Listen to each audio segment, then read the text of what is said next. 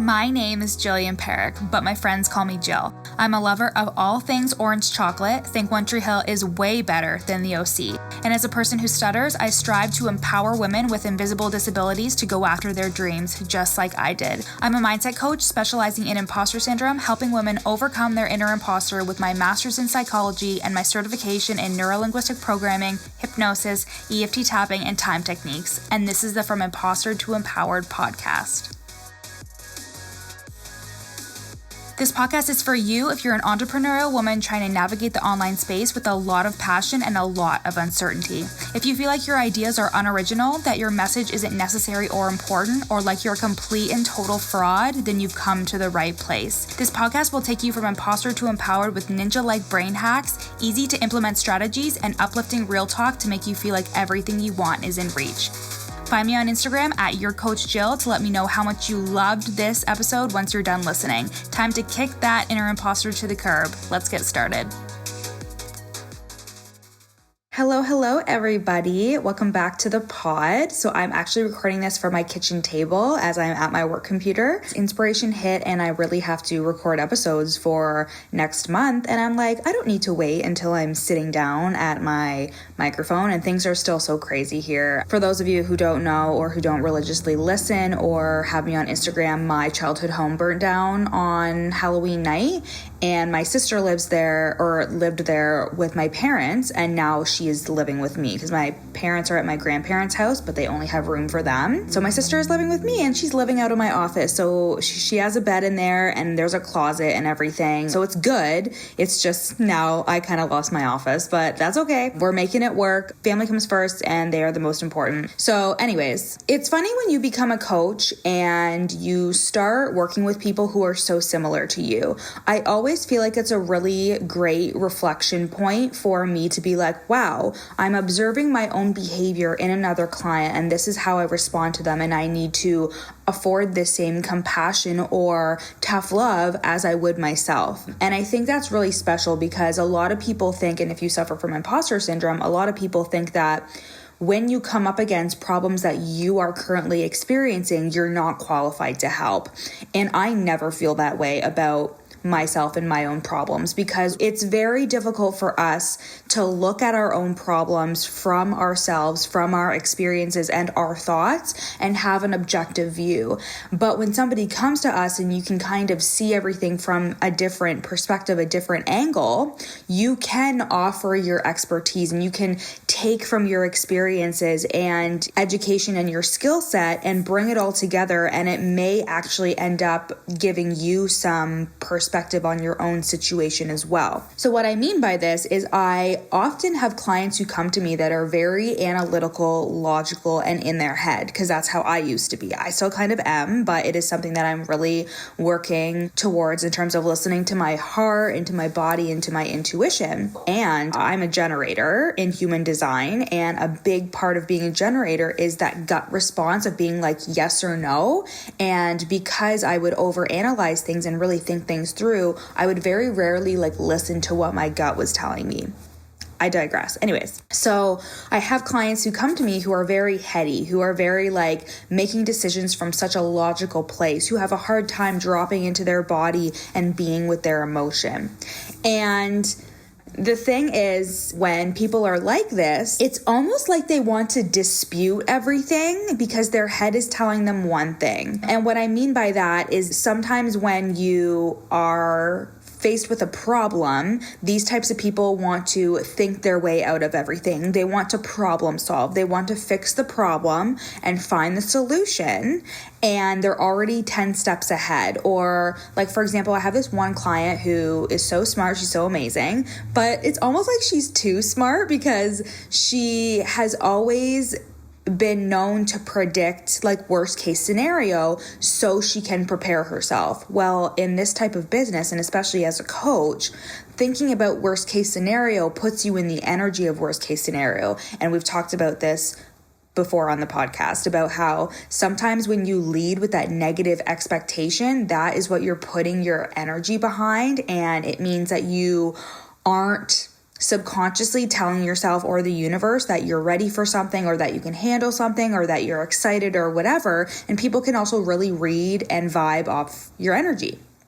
So this person is so smart and so amazing, but she's always sitting in negative expectations. So remember how we talked about the conscious critical faculty. So I talk about that a little bit. The conscious critical faculty is a filter in your brain that if you are not familiar with something, if something is outside of your belief system, when you are presented with that information, you're going to reject it. So you're going to reject it and you're going to be like, no, that's not true. So think about something like spirituality, or think about a concept or a way of life that as it started to show up a little bit more, and you got more familiar with it, all of a sudden now it's a part of your life, and you can hear yourself saying, I never thought I'd be into bird watching, or I never thought I'd be into going to sleep at 8 o'clock at night, or I never thought I would ever want to stay in versus going out, which now we don't really have a fucking choice because COVID. It's because these things were introduced to you and you probably rejected them at first, but as they became more apparent and in your space, you became more accustomed to it.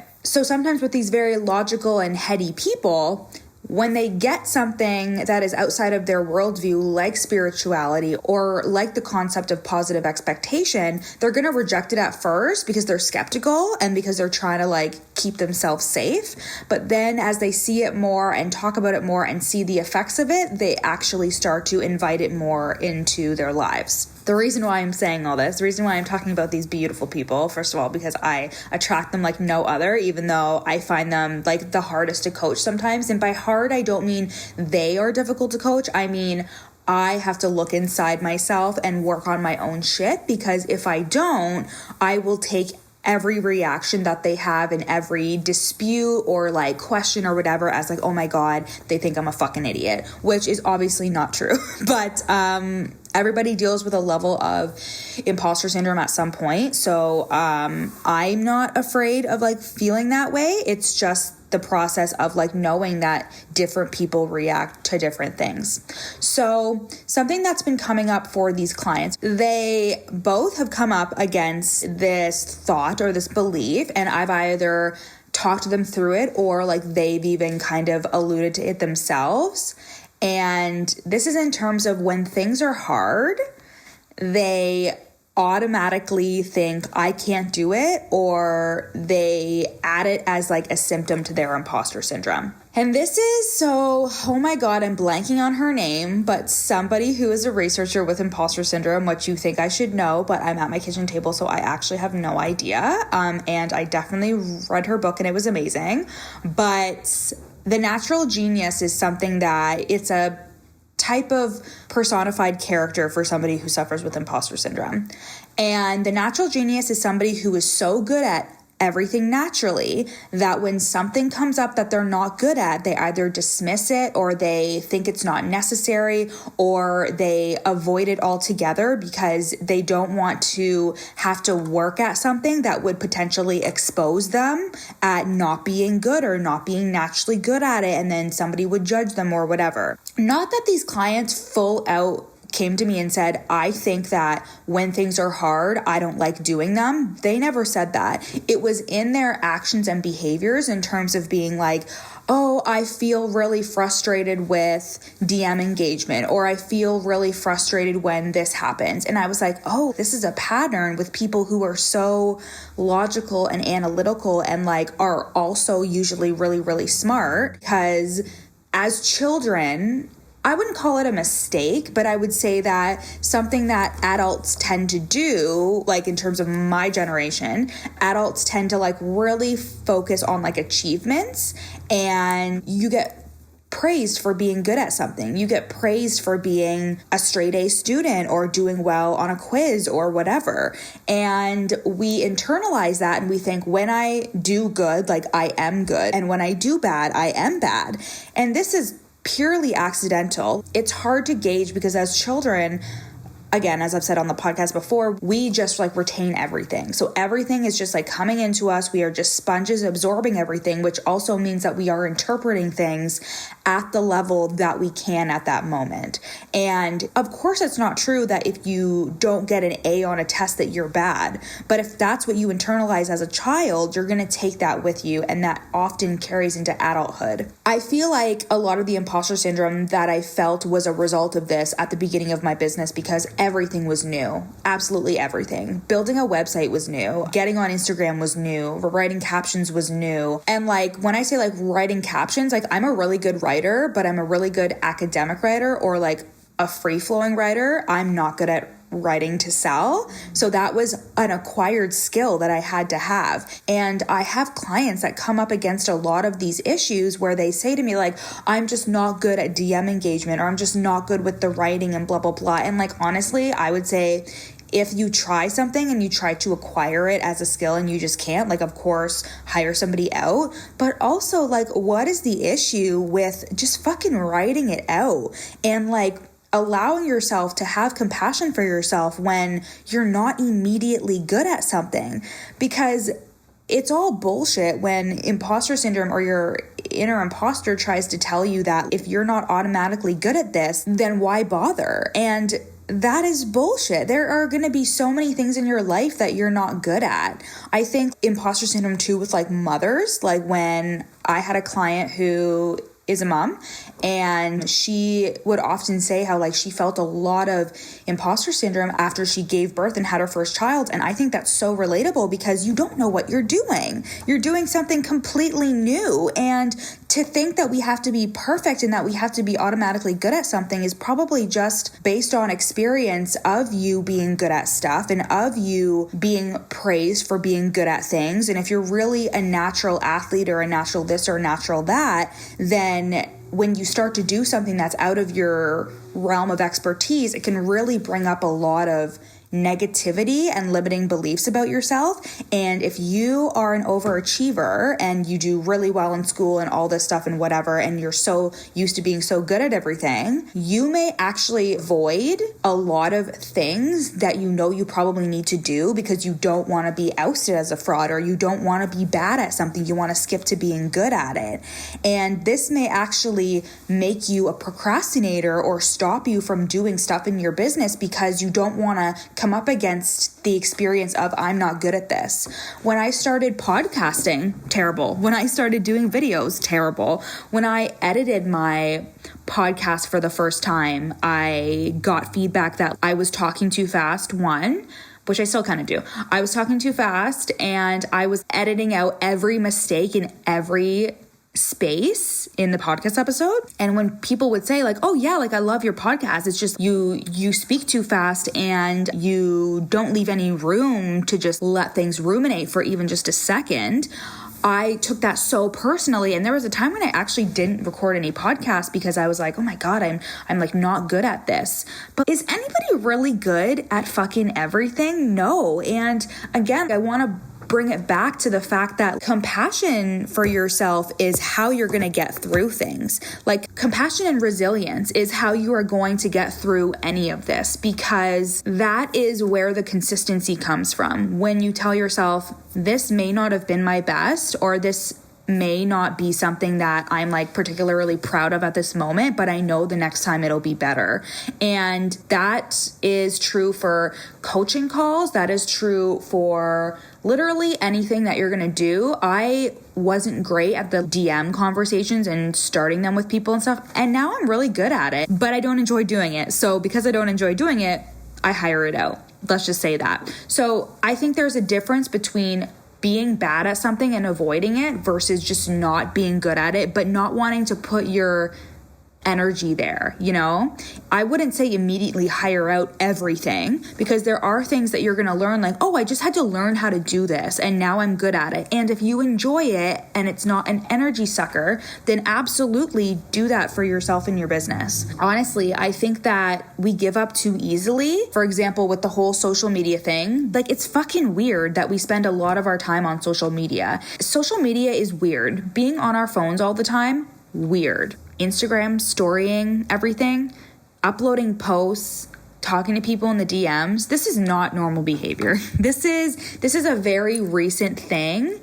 And I think that people really chastise themselves for not being good at it and not being able to keep up with it 24/7. There are a lot of people that I know who just have such a hard time with it and get in their heads about it, and then they just don't do it, and then they blame it on the fact as to why their business isn't successful. And I just call bullshit on that. If I can go from being an overthinker, thinking everything's hard and avoiding tasks that I didn't want to be bad at, if I can change that, you can too. I just really want you to know, if you're that logical, analytical person, that stressed out person that is always trying to avoid hard things because you don't want to be ousted, or not even to other people, but to yourself. You don't want to have to admit to yourself, fuck, I'm not good at this, and it's going to take me some time before I am. What are you making it mean that you're not good at something? What are you making it mean that something is difficult for you off the hop? Where in your life have you been naturally good at things, and where have you derived your worth from that? And how are you using that as a template for now when it comes to your business? So these are some really important questions, and I don't want you to just glaze over them. I want you to really think about them and just be more observant with how you are executing tasks in your business and how you are doing things, and really showing yourself that things may be hard when you start out, but that's okay, because you can do hard things. You can do things that aren't easy. You can do things that take time for you to learn, and an acquired skill is an acquired skill. Nobody is grading you based on how quickly you can do something. This isn't school. We spend so many years in school being graded and being tested and having a time limit on showing our expertise, and it's just not the reality now as an adult. You have all the time in the world to learn and to grow, and every day you're going to get better, every single day. Show yourself compassion. Observe your thoughts and your behavior when you start to do something new, and then negate all of that shit and show yourself that you are capable, that you are resilient, and that you can do anything. So I hope you guys love this episode. Screenshot, tag me at your Coach Jill, and send me a DM if you want to chat about this. Talk to you guys later. Thanks so much for listening to the From Imposter to Empowered podcast. Leave a review so I can continue to make amazing free content for you guys. And speaking of free content, you can go to the link in my show notes and download my free 30-day journaling prompt workbook to help you overcome your inner imposter and attract the abundance you deserve. And finally, screenshot this episode and share it to your Instagram story, tagging me at your Coach Jill so I can share it on my page. See you next time.